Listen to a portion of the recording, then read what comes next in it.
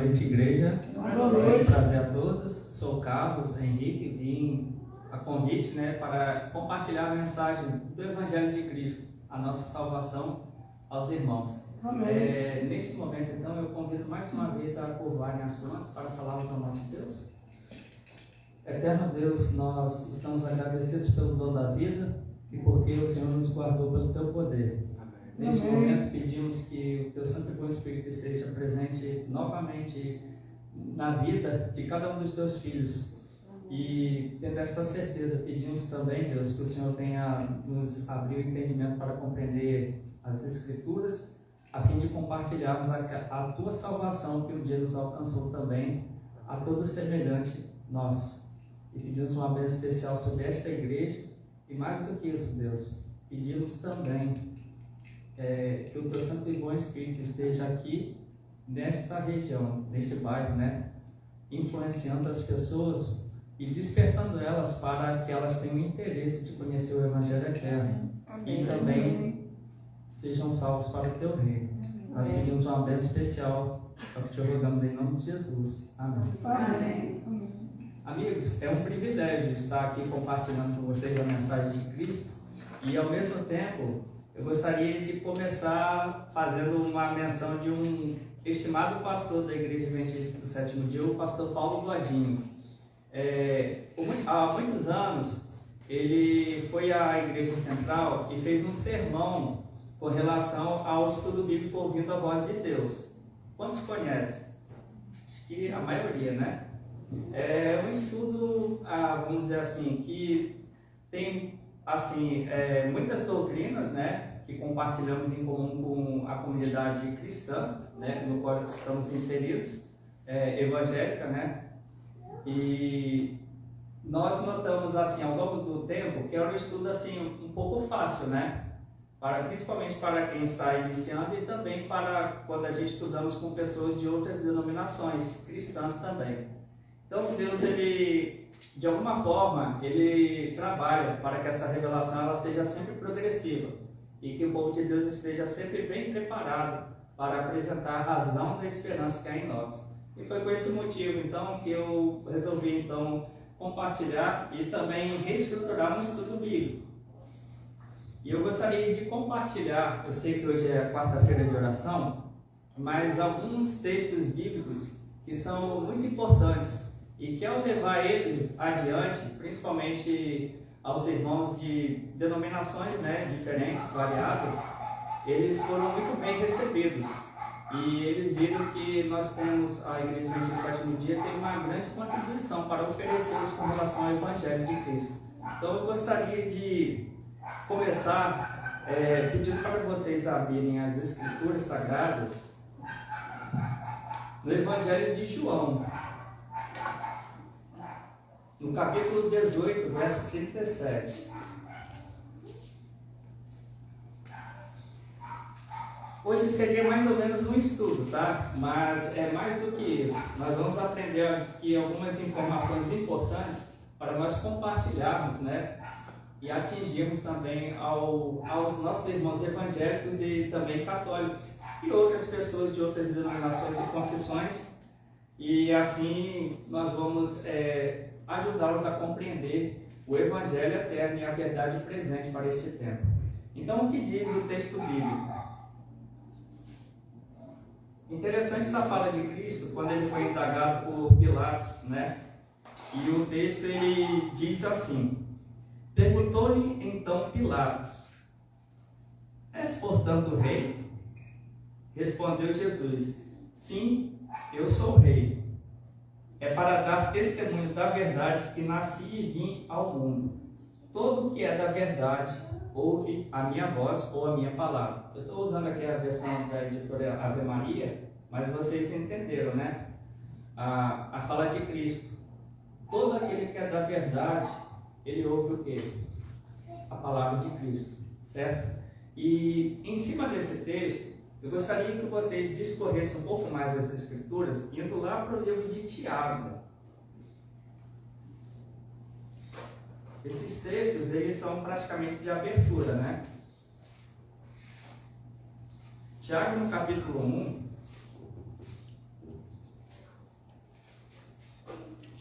versos 18 e 21.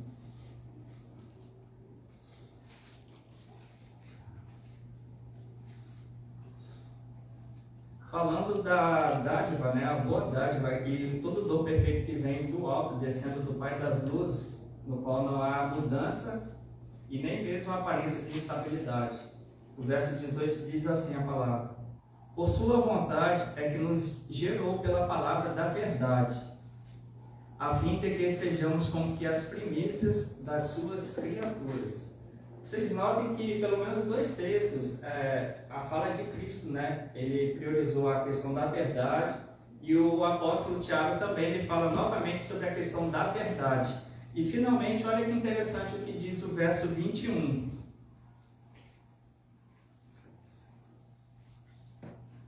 Não sei se a maioria da versão dos irmãos aqui Almeida Revista Atualizada, mas ela é importante também. O texto diz assim, ó: rejeitai, pois, toda impureza e todo vestígio de malícia, e recebei com mansidão a palavra em vós semeada, que pode salvar as vossas almas.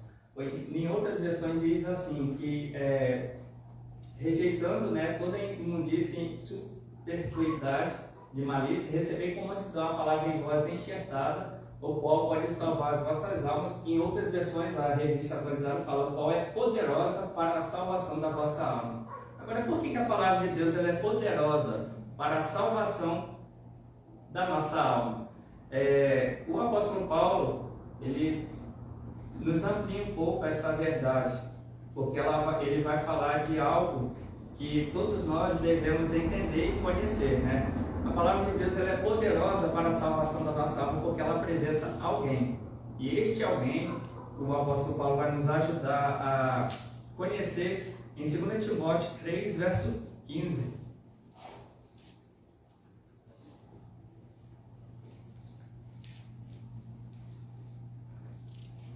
É um texto bem conhecido, verso 16, né? Toda a escritura é inspirada por Deus, útil para o ensino, correção, repreensão e educação na justiça, a fim de que o homem de Deus seja perfeitamente habilitado para toda boa obra.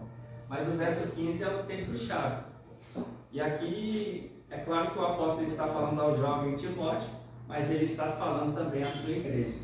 E o texto diz assim no verso 15: por que as Escrituras ela é poderosa para a salvação da nossa alma? E ela vem dizendo, ó: e desde a infância conheces as sagradas Escrituras, e sabes que ela tem o quê? O condão de te proporcionar a sabedoria que conduz à salvação pela fé em Cristo Jesus. Em outras palavras, ela nos dá sabedoria para a salvação pela fé em Cristo Jesus. Por isso que ela é poderosa para a salvação da nossa alma. E em cima desses 3 textos, pelo menos, a gente então dá início à série de estudo. O primeiro tema, né, a Bíblia Sagrada. E vocês lembram que existe aquela pergunta: como Jesus considerava a Bíblia, né? Nós lemos em João 17:17, Cristo falando: santifica-os na verdade, a tua palavra é a verdade. E existe um comentário interessante. Jesus ele orou ao Pai para santificar os seus, né, na verdade, porque a tua palavra é verdade. A Bíblia, ela é a fonte da verdade que santifica. É a revelação que Deus faz de si mesmo para trazer o homem a um relacionamento com Ele. As Escrituras Sagradas revelam Jesus como Salvador e apresenta ao pecador o plano da salvação, conforme Mateus 1:21, João 3:16 e 2 Timóteo 1:9 e 10. Através da Bíblia, Deus comunica o seu amor, sua vontade e o seu poder transformador para todo aquele que o busca conhecê-lo. E reformulando ou melhorando a perfeição do estudo, como Jesus ou Deus agiu para ajudar o eunuco etíope a entender as Escrituras. E aqui tem de ver com nós, igreja, né? Eu acho que a maioria das mulheres aqui, quando lê o livro de Romanos, o apóstolo Paulo faz questão de citar algumas mulheres, né, e outras epístolas paulinas também, que elas cooperaram com ele na obra da salvação, né?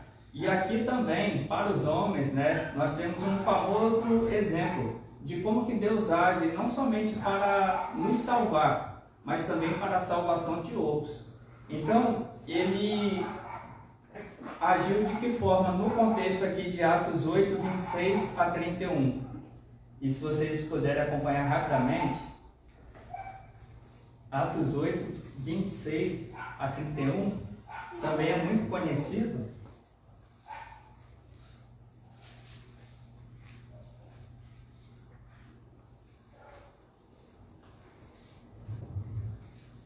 O contexto aqui era de um adorador, né, que tinha ido a Jerusalém. Ele era de um país distante e ao ele retornar, né, ele estava lendo o livro do profeta Isaías. No entanto, ele não compreendeu algumas coisas. Ele não sabia se o texto que ele estava lendo, o profeta estava falando de si mesmo ou de outro. E Deus, vendo a sinceridade do coração deste homem, né, deste filho dele, ele enviou alguém que já conhecia as Escrituras e de forma assim sobrenatural, né, ele enviou então Filipe ao encontro deste oficial, né, e ali, ao ele ouvir o texto, né, que o eunuco estava lendo, ele perguntou se ele estava compreendendo o que ele estava lendo. Mas como que eu poderia fazer se ninguém explicar? E ele então convidou Filipe, e ali o Filipe ele apresentou a Jesus Cristo.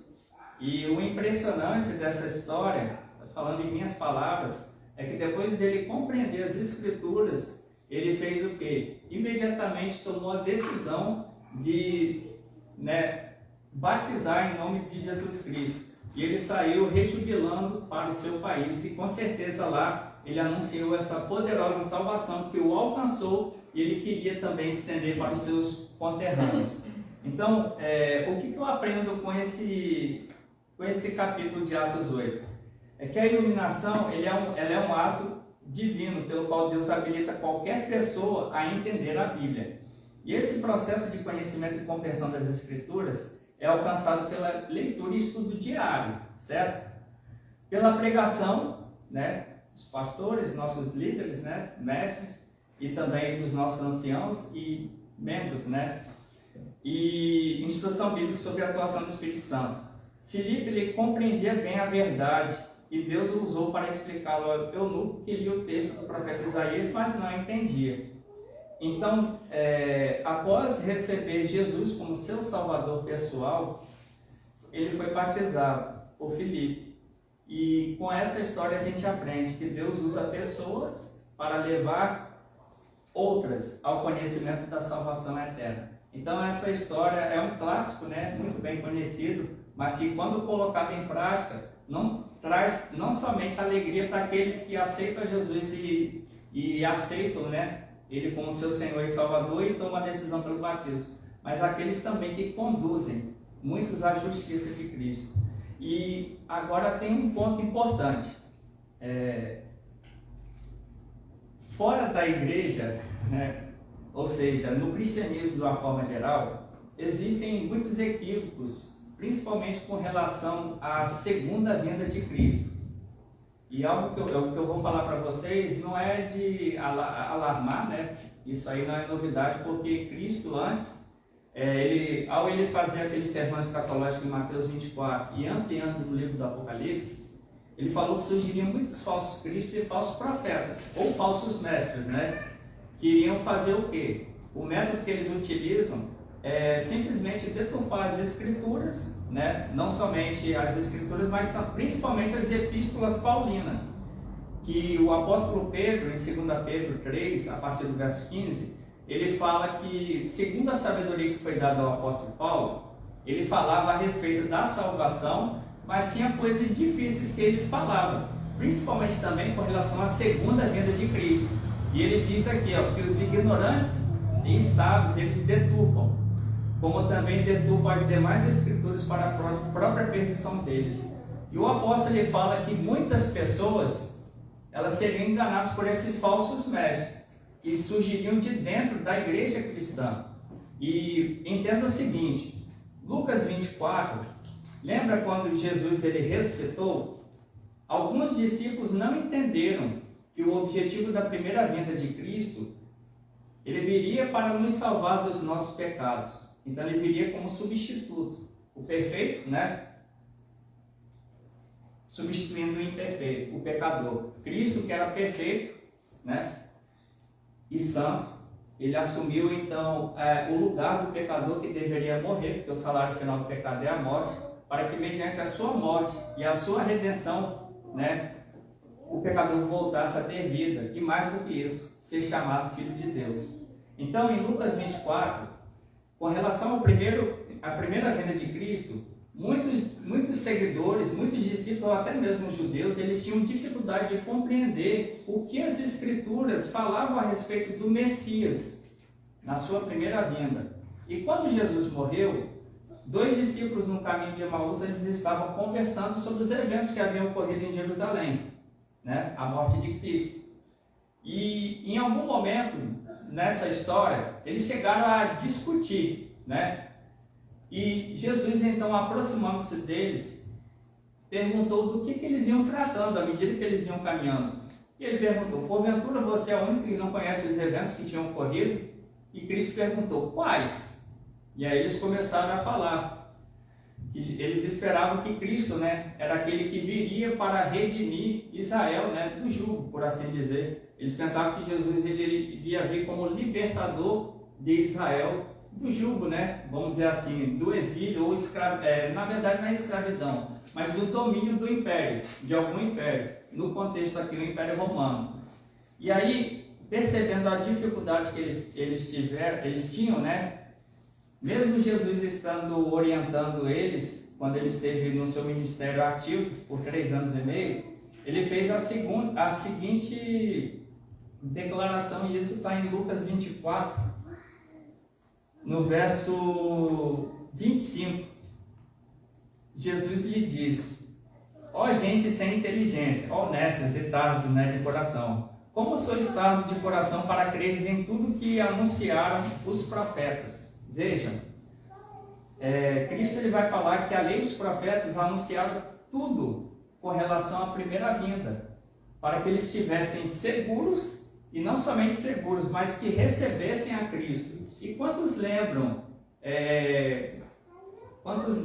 a principal igreja, né, a igreja que deveria ensinar a mensagem da salvação, ela devia anunciar a vinda e a chegada do Messias. Mas o que os líderes religiosos fizeram? Naquele contexto, eles ensinaram tudo, menos o que constava o quê? Na lei e nos profetas. E Deus então ele se revelou a algumas poucas pessoas, né? E aí nós vemos como que Jesus ele veio a este mundo, a forma simples, e como que poucas pessoas tinham conhecimento da sua vinda. Então, sendo assim, houve a necessidade de Jesus explicar-los o que tudo a seu respeito constava nas Escrituras. E aqui eu gostaria de passar um método mais confiável e seguro, não somente para nos proteger, tá legal? Contra os enganos que circulam o cristianismo de forma geral, mas também nos ajudar a compreender o tempo que estamos vivendo. Então, no verso 27, Cristo ele ensina um método que devemos utilizar para interpretar as Escrituras, e diz assim um texto, Lucas 24, 27. E começando por Moisés, percorrendo por todos os profetas, explicava-lhes o que dele se achava dito em todas as Escrituras. E o interessante, amigos, é que este verso aqui, ele está num contexto onde Cristo já havia ressuscitado. E por que é importante a gente ter isso em mente? Porque quando nós levamos o Evangelho, geralmente as pessoas perguntam qual é a sua igreja, né? Qual é a sua denominação. Eu falo por experiência própria. Então isso me ajudou a reformular os estudos. E quando eu me identificava como adventista do 7º dia, a pessoa pensava, meu pastor falou que essa igreja ela é uma seita, né? E aí o que acontece? E aí eles criavam uma ideia daquilo que a igreja nunca foi e nunca será, porque essa igreja ela é uma igreja bíblica. E a primeira crença, eu acho, né, da igreja, eu acho, não tenho certeza, a primeira crença fundamental da igreja adventista do 7º dia é sobre a Sagrada Escritura. E aqui nós estamos fazendo o quê? Ensinando às pessoas o método mais confiável de interpretar as Escrituras. E aí o próprio Cristo, o centro das Escrituras, ele nos revelou. Usando esse método, nós temos a certeza de que iremos interpretar da forma correta os eventos concernentes à segunda vinda de Cristo, tá certo? E ele dá mais uma ênfase quando ele vai ao verso 44. Olha que interessante. Depois lhes disse: isto é o que vos dizia quando ainda estava convosco. Olha só. Era necessário que se cumprisse tudo o que de mim está escrito na lei de Moisés, nos profetas e nos salmos. Lembra do eunuco? Qual era a dificuldade que ele tinha? Não era de compreender as escrituras? E após Cristo utilizar esse método aqui de Lucas 24, verso 27 e 44, qual foi o resultado? É o que nós vamos ler no verso 45.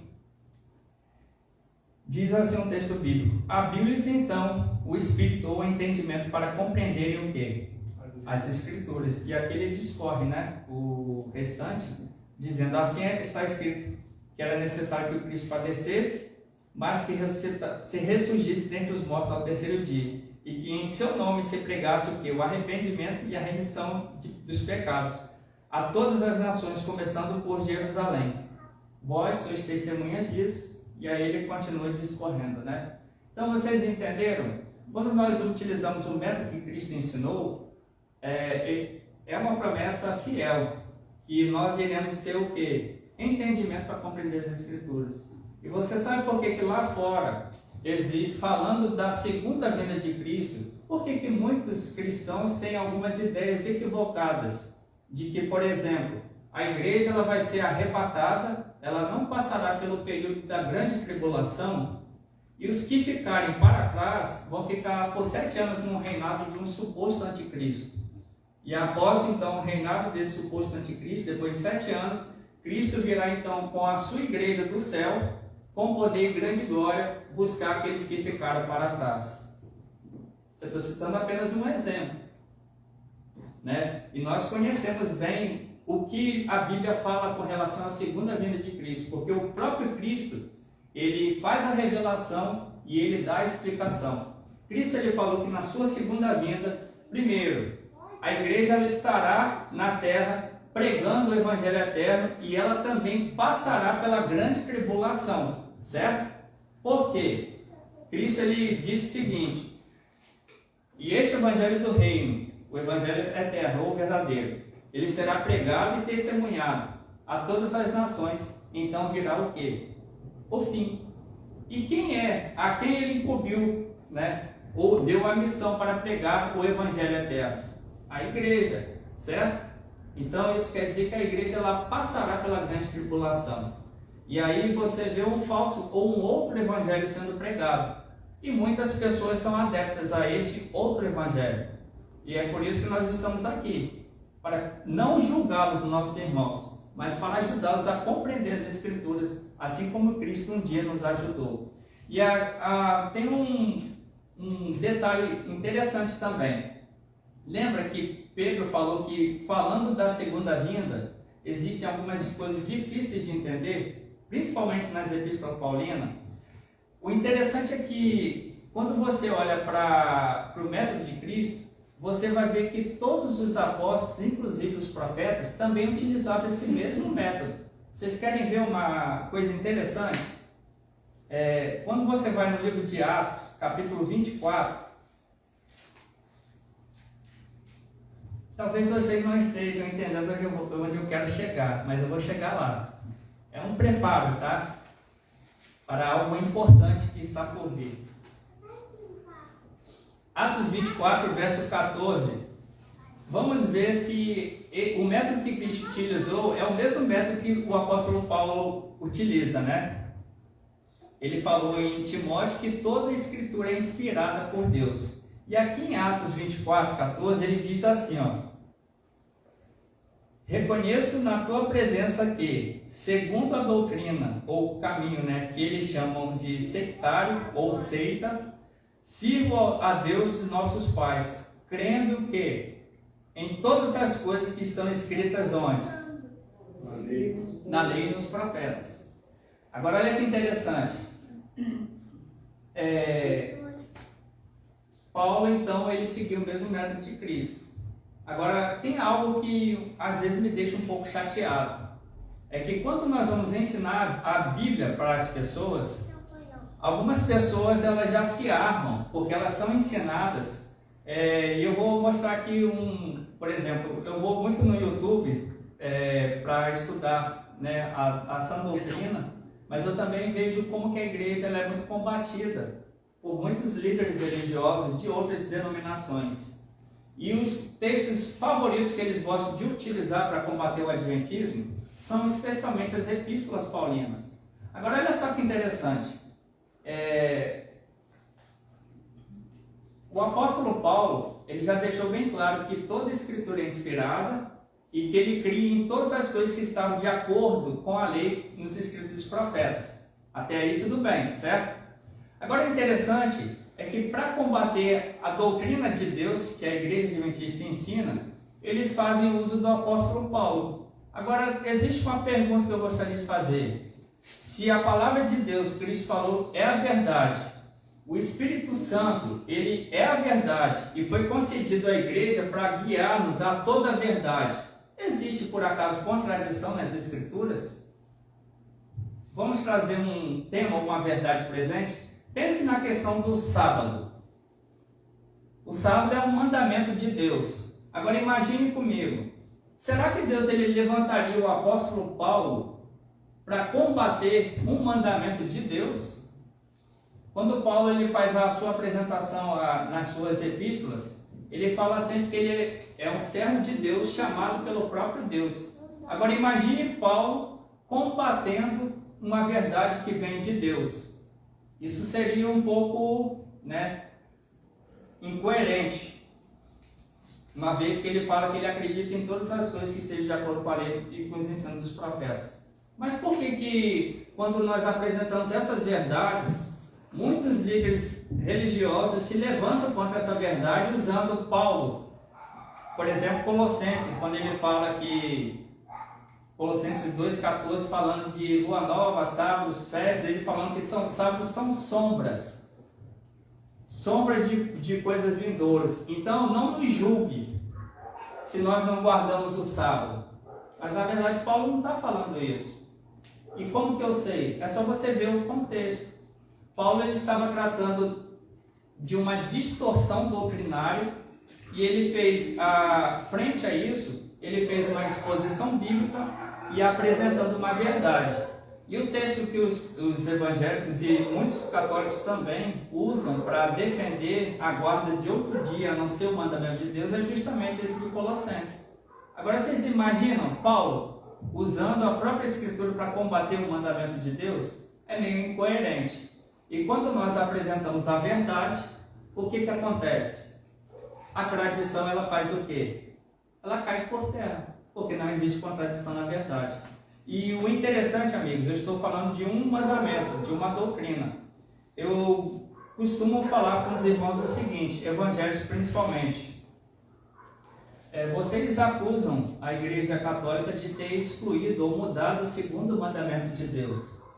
Mas a própria Igreja, no catecismo, ela não somente ela exclui o segundo mandamento e ela usa a justificativa, Ela fala o seguinte, Deus ele não mandou fazer uma serpente de bronze no deserto?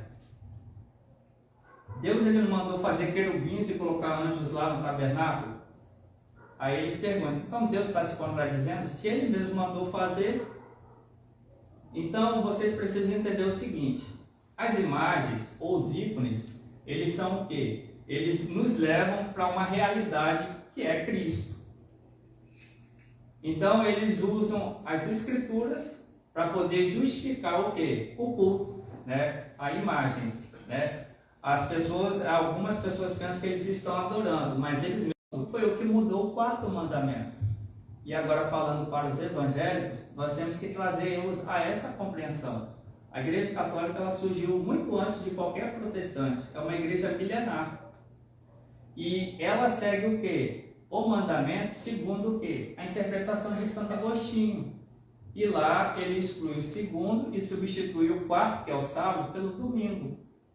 E quando a gente apresenta isso para os nossos irmãos evangélicos, a gente mostra a base, o catecismo, E também a gente apela para aquela carta apostólica, o Dies Domini, do Papa João Paulo II, e também o Laudato Si, do Papa Francisco, que são documentos oficiais e recentes, onde eles fazem o quê? Um apelo para a guarda do domingo, que essa instituição ela mudou, com a autoridade de quem?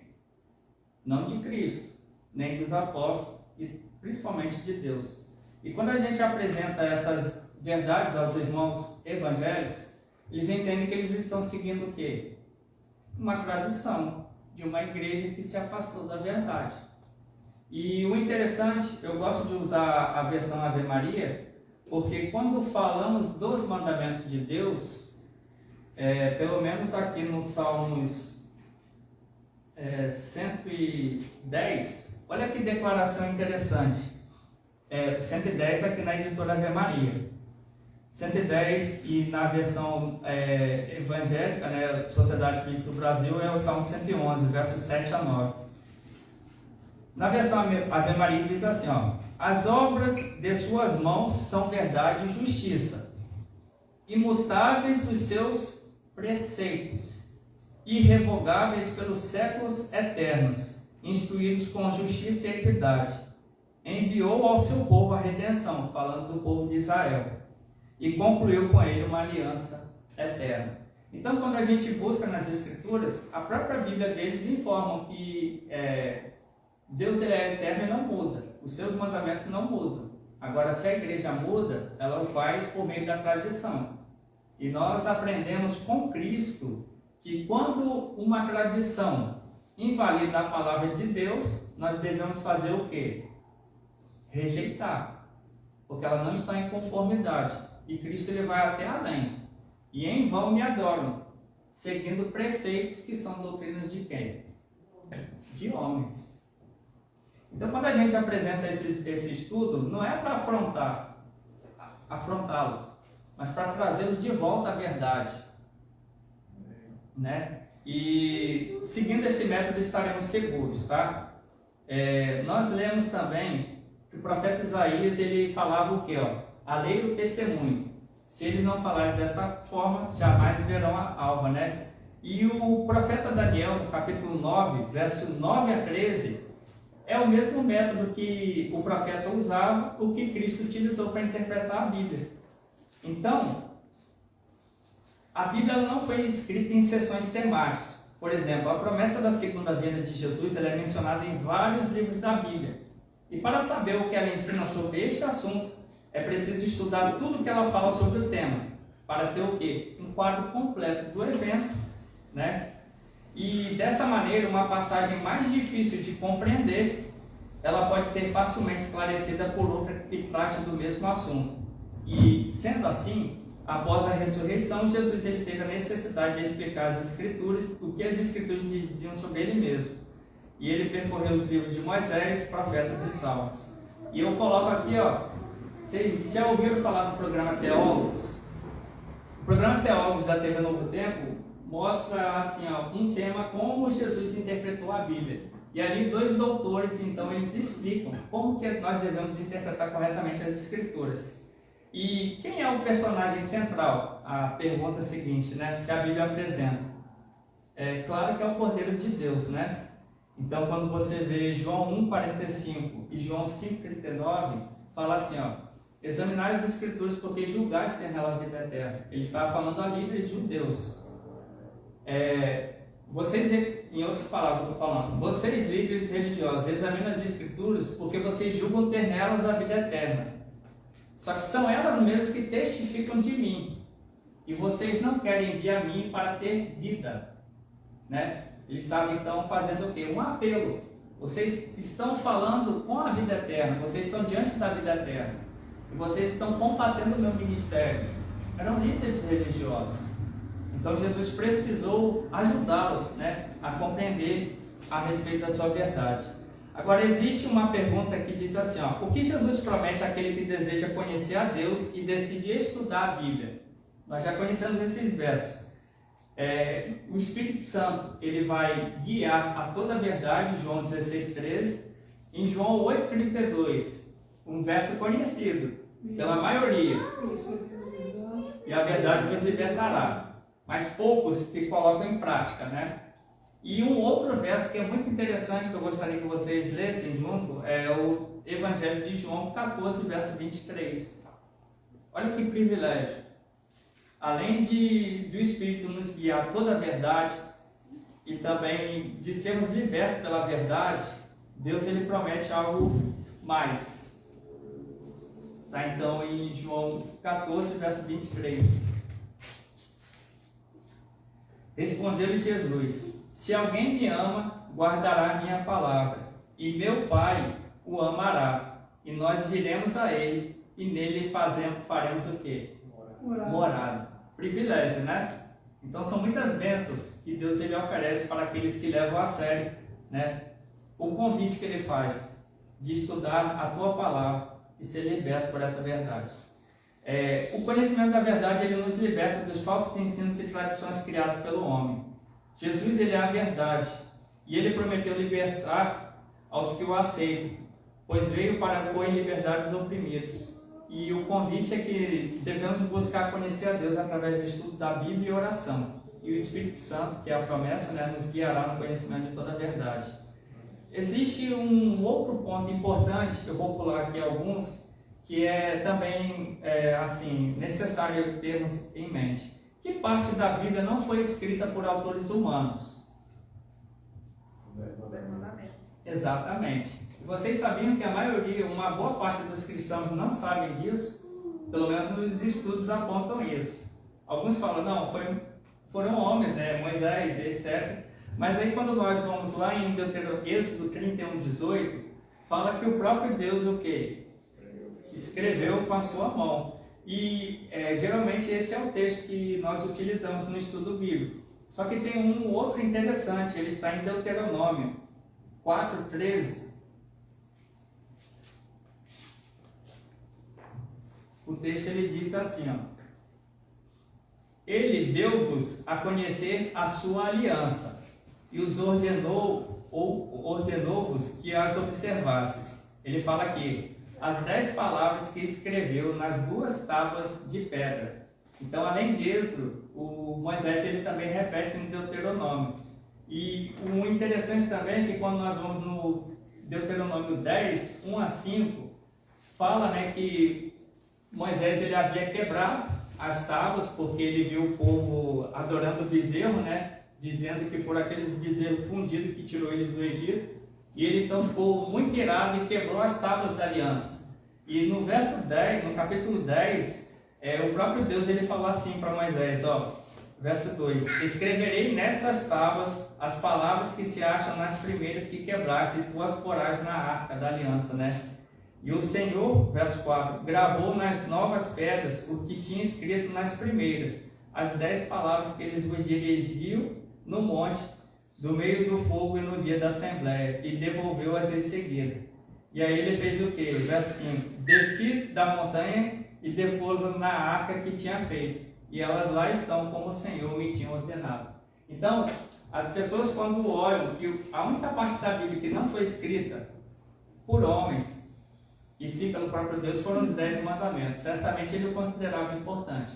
E essas mesmas, vamos dizer assim, os mesmos mandamentos, eles se encontram na Arca da Aliança no Santuário Celestial, conforme Apocalipse 11, verso 19.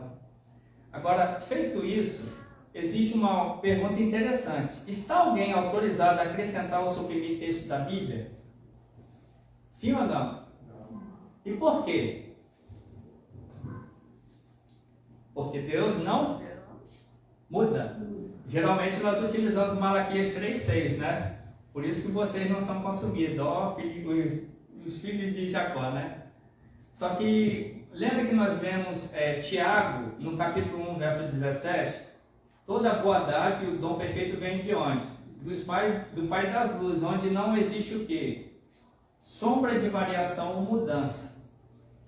E Paulo ele chega a falar o seguinte, que se o homem, Deus ele é fiel. Agora, quando o homem muda as escrituras, ele não precisa mudar o texto bíblico em si. Ele se torna infiel. E a infidelidade dele não vai anular a fidelidade de Deus. Agora, como que os seres humanos hoje, como que a teologia hoje popular, eu chamo de teologia popular, ela mexe na palavra de Deus? É assim, ó. Eles mantêm o texto original e embaixo eles fazem o quê? Os comentários de rodapé. Estava estudando com um irmão de uma denominação e ele pegou uma Bíblia de uso pentecostal e eu tive a curiosidade para saber o que eles escreviam com relação aos mandamentos de Deus. E pasmem vocês, quando falou do quarto mandamento, no comentário do rodapé estava escrito o texto de Colossenses 2. Agora, o que Colossenses 2 tem de ver com Êxodo, né? E principalmente o quarto mandamento, que aponta ao Deus como Criador dos céus, da terra, do mar e fonte das águas. Aí eu fiz então uma pergunta, meu amigo, imagine Paulo pregando e testemunhando a respeito do caminho de Cristo, da salvação de Deus em Cristo, chamando as pessoas ao quê? Uma vez que vocês foram salvos e justificados por Cristo, agora eu vou mostrar a vocês o quê? Como vocês devem andar como salvos. E como vocês devem amar a Deus. E ali ele apresentou o quê? Os mandamentos de Deus. Agora imagine, olha só a ignorância das pessoas que querem combater uma verdade de Deus. Eles pegam então textos fora do contexto para combater uma verdade a fim de sustentar uma tradição que invalida a palavra de Deus. Então aqui eu estou passando algumas orientações a vocês, porque quando vocês forem indagados, né, ou questionados, vocês vão ter respaldo bíblico para ajudá-los a compreender. Olha, o apóstolo Paulo ele nunca foi chamado por Deus para combater uma verdade de Deus. Então vocês vão apresentar as razões bíblicas. E o interessante é assim, ó, além de saber que a única parte da Bíblia que não foi escrita por autores humanos foram os 10 mandamentos, é importante a gente ter em mente o seguinte: vai lá em Provérbios 30, versos 5 e 6, que tem uma dica importante. Diz assim o texto: toda a palavra de Deus ela é pura, provada, né? É um escudo para quem confia nele. Não acrescenteis nada às suas palavras, para que ele não te corrija e sejas achado o quê? O texto é um pouco forte. Mentiroso. Então, é importante a gente ter isso em mente. Tem uma outra pergunta que é feita aqui, ó. Qual deve ser a nossa atitude quando a tradição da igreja invalida algum dos mandamentos de Deus? Aí eu gostaria de convidá-los, nós já estamos indo para o final, aí lá no verso em Mateus capítulo 15, tem um contexto aqui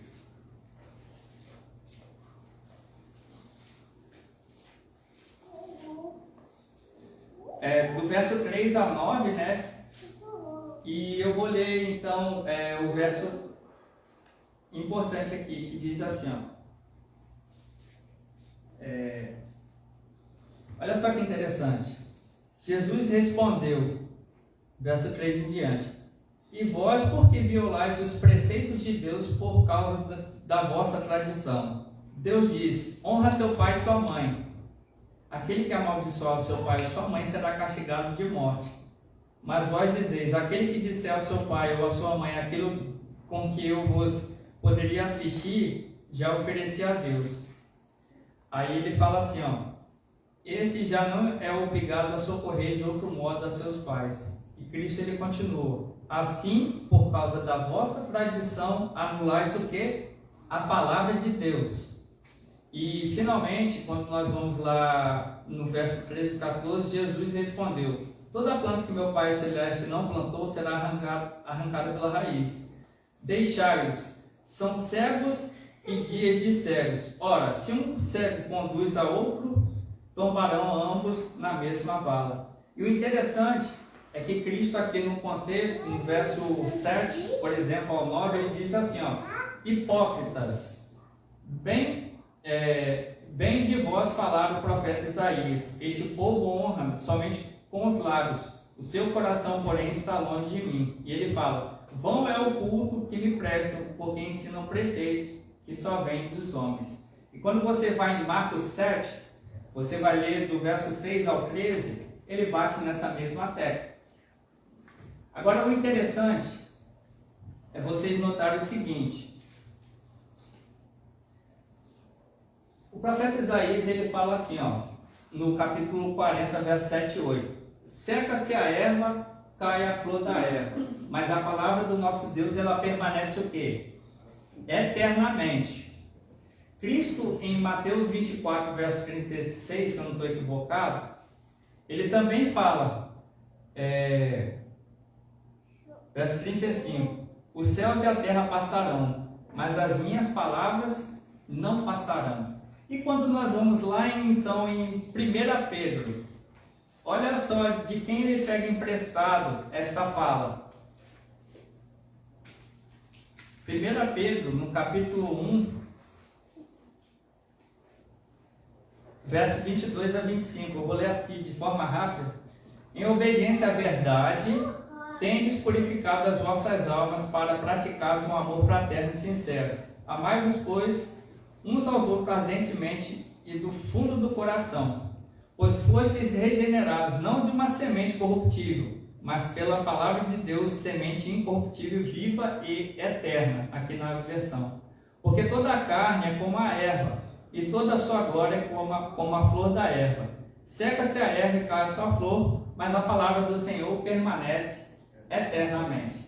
Então, se a palavra de Deus é eterna, o Evangelho é eterno. Deus só tem uma forma de salvar, pelo sangue do Cordeiro, né? Não existe como você criar contradição nas Escrituras, porque Deus, ele é a verdade.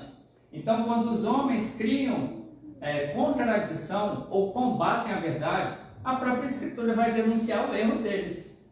E eles são advertidos pela própria palavra de Deus, né? Então, eles devem tomar cuidado, né? Para não ultrapassar, como o apóstolo Paulo fala em Coríntios, as pessoas devem aprender a não ultrapassar o que está escrito. Tá? Em 1 Coríntios 4, verso 6, se eu não estou enganado. É muito importante ter isso em mente. Tá? Indo para o final, é isso mesmo. Para que por meio de nós aprendais a não ultrapassar o que está escrito. É o conselho de Paulo. O que acontecerá com aqueles que deturpam ou torcem a Bíblia? Nós lemos lá em 2 Pedro, né? Eu vou pedir para vocês voltarem. Isso aqui é um texto importante para a gente ajudar os nossos irmãos que estão desviando da verdade a atentar para essa advertência. Já concluindo, Pedro ele fala assim, ó. 2 Pedro 2, verso 1 a 3. Assim como houve entre o povo falsos profetas, assim também haverá entre vós falsos doutores, que introduzirão disfarçadamente seitas perniciosas. Eles renegam assim o Senhor que os resgatou, atrairão sobre a si ruína repentina. Ele fala, muitos seguirão nas suas desordens, e serão deste modo a causa do caminho da verdade caluniado. E movidos por cobiça, eles vos hão de explorar por palavras cheias de astúcia. E há muito tempo a condenação os ameaça e a sua ruína não dormita. E o Pedro, ele continua no capítulo 3 falando assim, ó. Verso 17, ó. Vós, pois, caríssimos irmãos, advertidos de antemão, tomai cuidado para que não descaiais da vossa própria firmeza, levados pelo erro desses homens ímpios ou insubordinados. E ele fala assim, ó, mas crescei na graça e no conhecimento de nosso Senhor e Salvador Jesus Cristo. A Ele seja a glória agora e eternamente. Então a Bíblia ela também orienta com relação aos falsos ensinadores. Se eles não se arrependerem, qual é o fim que está reservado para ele? Olha só que interessante. Ó, o que acontecerá com aqueles que deturpam ou torcem a Bíblia? Serão abençoados? Sim ou não? Não. Serão absolvidos? Não. Serão salvos? Não. Serão felizes? Serão destruídos? Olha que advertência severa. Então, olha que interessante o comentário aqui. Deus ele deseja que todos os homens sejam salvos e cheguem ao pleno conhecimento da verdade. É o que está em 1 Timóteo 2, verso 4. Né? E 2 Timóteo, no capítulo 2, verso 23 a 26, é uma advertência que nós devemos levar aos falsos ensinadores. Porque a Bíblia assim o diz, tá? Eu não estou dizendo que nós estamos julgando, mas a Bíblia identifica esses falsos mestres e como que nós devemos ajudá-los, né? Então, 2 Timóteo capítulo 2, verso 23 a 26 diz assim, ó: rejeita as discussões tolas e absurdas, visto que geram contendas. Não convém a um servo do Senhor altercar, bem ao contrário, seja ele condescendente com todos, capaz de ensinar, paciente em suportar os males. É com brandura que deve corrigir os adversários, na esperança de que Deus lhes conceda o arrependimento e o conhecimento da verdade, e voltem assim, uma vez livres dos laços do demônio, que os mantém cativos e submetidos aos seus caprichos. Ou seja, os falsos mestres eles estão sob a influência do inimigo, porque eles estão desviando as pessoas da verdade. Agora, quando nós levamos a verdade a essas pessoas, o próprio Deus ele vai conceder a esses líderes arrependimento e o conhecimento da verdade, livrando eles dos laços do diabo, tendo sido feitos cativos por ele para cumprir a sua vontade. Então pense, a responsabilidade que temos como igreja: conduzir e contribuir para o conhecimento da salvação aos nossos irmãos, tanto cristãos como não cristãos, e também, quando possível, aos líderes religiosos que estão desviando as pessoas da verdade ou dos ensinos de Jesus. Com mansidão e amor, devemos levá-los de volta o quê? A verdade bíblica. E o próprio Deus irá conceder-lhes arrependimento para conhecer essas verdades e também livrá-los do laço do inimigo. Agora imagine, irmãos, líderes religiosos que uma vez desviaram as pessoas da verdade sem eles saber, porque assim foi ensinado no seminário de teologia, e eles aprenderam aquilo como verdade. Só que quando eles conhecem o que é a verdade bíblica, eles então entendem que tudo aquilo que eles estavam ensinando não passava de tradição. E quando eles conhecem a verdade, eles vão ser o quê? Aliados do povo que prega o Evangelho eterno. Agora imagine você ganhando uma pessoa, um líder religioso, para Cristo e para a verdade do Evangelho eterno. Quantas pessoas ele pode influenciar também para essa verdade? E assim o exército de Deus vai fazendo o quê? Crescendo. E a tão aguardada promessa da segunda vinda de Cristo, ela se tornará uma realidade. Este Evangelho do Reino será pregado e testemunhado, então virá o fim. A igreja está cumprindo cabalmente essa missão. Então, amigos, apesar de algumas baixas, algumas pessoas que acabam se afastando da verdade, vocês que permanecem fiéis, leais a Cristo, continuem e perseverem, mas também continuem pedindo a Deus para conduzir a muitas pessoas à justiça. Passei por essa experiência. Uma professora do Seminário de Teológico Batista, eu tive a oportunidade de estudar a Bíblia com ela, e ela tinha muitas perguntas que são feitas com o Adventismo, principalmente com a questão da Ellen White. Eu falei, olha, eu não sei muito sobre Ellen White, nem sobre os escritos dela, porque eu fui ensinado desde a infância na Igreja Adventista a estudar somente a Bíblia. Mas aquilo que eu puder responder, eu irei fazê-lo. Agora ela foi para a área que eu tenho maior conhecimento, que é a área da Bíblia. E ali ela tinha várias dúvidas doutrinárias que foram sanadas.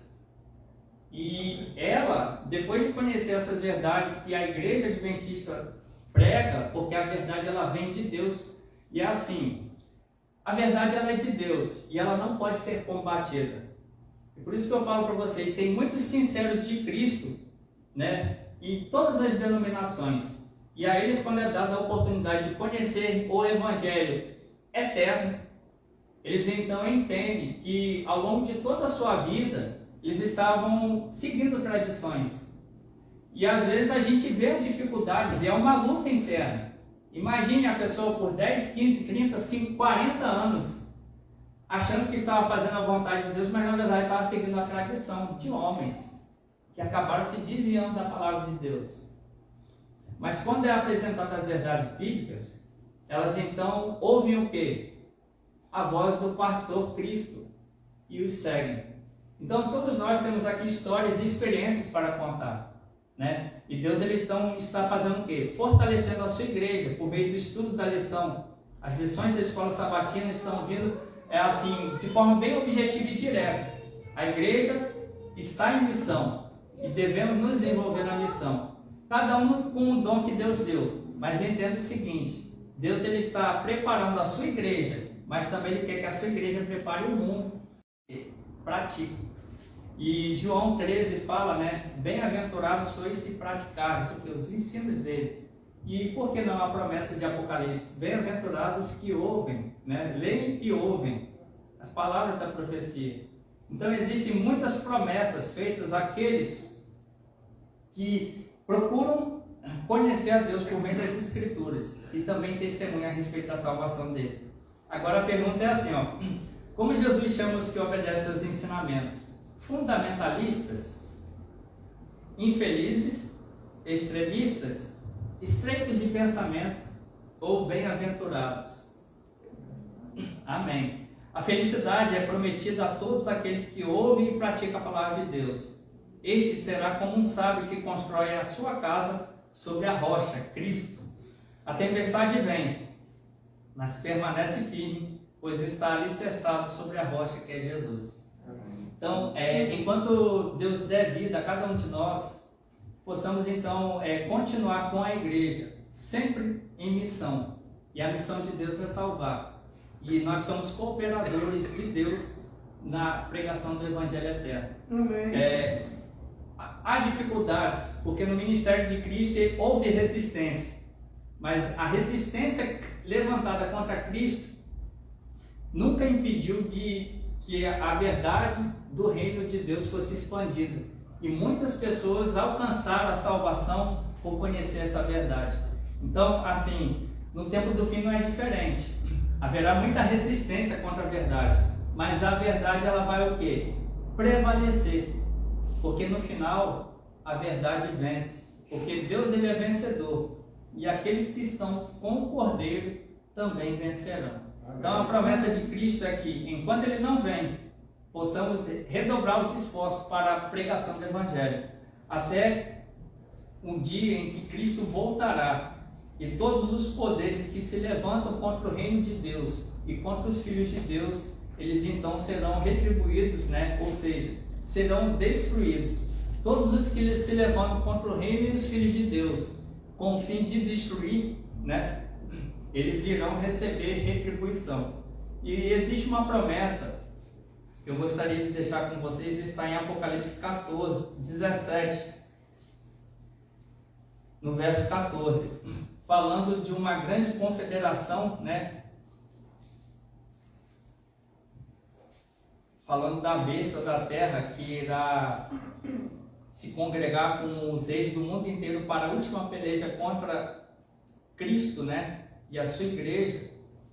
Apocalipse 17, 14, ele nos deixa uma promessa, uma certeza. Combaterão contra o Cordeiro, mas o Cordeiro os vencerá, porque é o Senhor dos senhores e o Rei dos reis. Aqueles que estão com ele são chamados os escolhidos, e os fiéis também vencerão. E o segredo da vitória, o Apocalipse fala, 12, verso 11. Esses o venceram por causa do sangue do Cordeiro e de seu eloquente testemunho. E eles desprezaram a sua própria vida e aceitaram a morte por amor a Cristo e ao Evangelho. E a característica do povo de Deus ao longo de toda a história sempre foi o quê? Fidelidade à palavra de Deus e ao testemunho de Jesus. Então, nos últimos dias da história, o povo de Deus passará por dificuldades, mas lembre-se, a promessa de Cristo: estou convosco todos os dias até a consumação do século. Embora haja resistência, né, a gente deve continuar avançando. E o meu apelo é assim: quem dera todos os cristãos, principalmente dos evangelhos, eles se aliassem à Igreja Adventista do Sétimo Dia. E então, este evangelho ele seria pregado com muito mais poder, porque o evangelho eterno que iríamos ensiná-los iria fazer o quê? Alcançar de forma mais rápida. O que nós vemos hoje, infelizmente, é uma guerra, né? Entre a verdade e o erro. A verdade sendo combatida, mas ela permanece o quê? Firme e avante. O resultado é com Deus, mas nós temos uma missão, e como hoje é quarta-feira de oração, gostaria que vocês refletissem nesses textos que nós discorremos, nesses eventos que estão ocorrendo aí no mundo cristão, né? Esses debates teológicos que a gente vê aí em muitos canais, muitos pastores, né, de outras denominações debatendo com outros pastores, discordâncias, mas quando nós, adventistas do sétimo dia, olhamos as Escrituras, nós a entendemos como uma verdade. E toda vez que nós estudamos um tema específico que a Bíblia fala em toda a Escritura, nós temos um quadro completo de cada doutrina. Nós vimos então a perfeição da palavra de Deus e aquilo que Ele quer oferecer, que é o reino eterno para aqueles que o amam e que obedecem. Então convido vocês a aceitar a palavra de Deus como está, né? E redobrar os esforços para ensinar as pessoas. E assim, um dia a gente possa ver. Vocês já viram terça-feira, quinta-feira e domingo como estão as igrejas? Agora vocês viram como que está. Desculpe, não é uma forma de. Mas não é um comparativo, mas vocês veem qual é a realidade da nossa igreja? Agora, o caminho fácil, ele é assim, né? E o difícil às vezes é estreito e poucas pessoas estão dispostas. Parabéns pela perseverança. Mas vamos orar a Deus, aproveitar que hoje é quarta-feira de oração. Alguns estão fazendo jejum e oração por motivos específicos, propósitos específicos, pela missão da igreja. Mas vamos orar também para que aqueles muitos que estão lá um dia possam ingressar na fileira do exército de Cristo, da igreja, né? E assim a gente possa então concluir a mensagem da pregação do Evangelho e possamos ver em nossa geração Cristo voltar. Então possamos orar pelo nosso bairro, pelos nossos irmãos evangélicos, pelos pastores, principalmente os nossos pastores, que são fiéis ao ensinar a palavra de Deus. E também para os pastores e líderes religiosos de outras denominações, para que eles enxerguem a luz da verdade e também passam a guiar o rebanho que estão sob a responsabilidade deles a essa verdade que conduz a Cristo e ao reino eterno de Deus. Então vamos orar agradecendo? Se vocês puderem ficar em pé. Obrigado, Senhor Deus, porque a Tua palavra ela é completa. Ela é luz, né, para nos guiar em meio às trevas, e ela também nos revela verdades importantes para o tempo presente. E a principal verdade, que é a salvação pela fé em Cristo Jesus. Amém. Obrigado Amém. Por tamanha revelação que o Senhor nos dá desta graça e também deste Evangelho eterno. E pedimos, Deus, que mesmo em meio aos desafios da vida, que o Senhor possa nos fortalecer no Senhor e na força do seu poder. Amém. E que possamos, como a igreja, compreender que a igreja ela está sempre em missão. E que possamos nos empenhar muito mais a concluir e ajudar e contribuir, né, cooperar, para que possamos alcançar muito mais pessoas para o teu reino. Amém. Nós pedimos esta bênção e que de forma especial o Senhor continue abençoando esta igreja local, o nosso pastor, nossos líderes que estão à frente da igreja. Amém. Para que possamos juntos nos fortalecermos no Senhor e nos colocarmos à disposição para alcançar também outros filhos e filhas teus para o teu reino. Nos guarde pelo teu poder, é o que te oramos em Cristo Jesus, nosso Senhor e Salvador. Amém. Amém.